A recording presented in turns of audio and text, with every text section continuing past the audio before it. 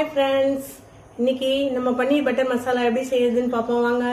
அதுக்கு தேவையான பொருள் என்னென்னு பார்ப்போம் வாங்க. இன்னைக்கு நான் பன்னீர் பட்டர் மசாலாவுக்கு தேவையான பொருள் வெங்காயம் ஒரு 3 நான் எடுத்து வச்சுருக்கேன், தக்காளி ஒரு 4 எடுத்து வச்சுருக்கேன் நறுக்கி, அப்புறம் பட்டர் கொஞ்சம் எடுத்து வச்சுருக்கேன், அட்சன் பன்னீர் கொஞ்சம் எடுத்து வச்சுருக்கேன், முந்திரி, சோம்பு. வாங்க பன்னீர் பட்டர் மசாலா எப்படி செய்யுதுன்னு பார்ப்போம். கொஞ்சோண்டு வெண்ணெய் போட்டுக்கிறேன் நான்.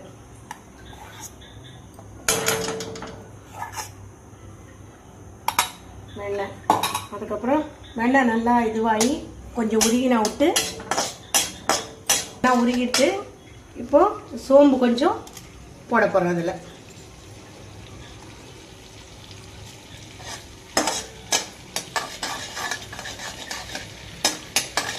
வெங்காயம் இப்போ அது கூட சேர்க்க போகிறேன். போட்டு நல்லா வதக்க போகிறேன். இப்போ பாருங்க, வெங்காயம் நல்லா கண்ணாடி மாதிரி ஜம்முன்னு வதங்கிடுச்சு. இப்போ நான் இது கூட நறுக்கி வச்சிருக்க தக்காளியை சேர்க்க போகிறேன்.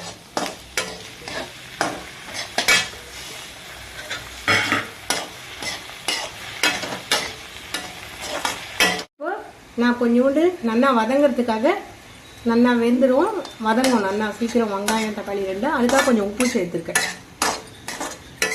இப்போ பாருங்கள், இது நல்லா வதங்கிட்டு வெங்காயம் தக்காளி.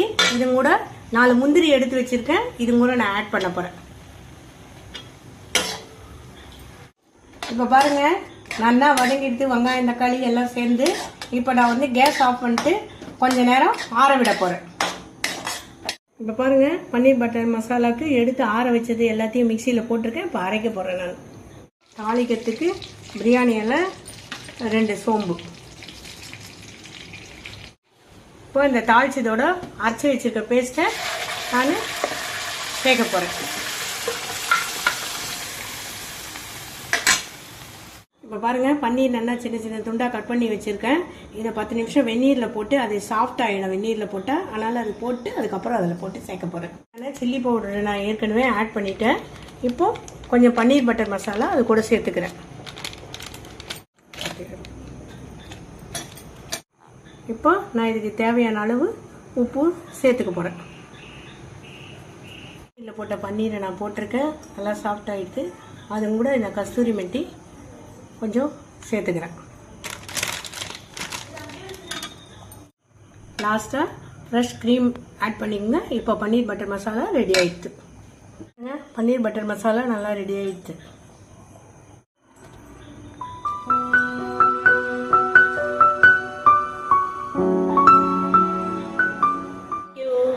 நீங்களும் இதே மாதிரி வீட்டில் ட்ரை பண்ணி பாருங்கள்.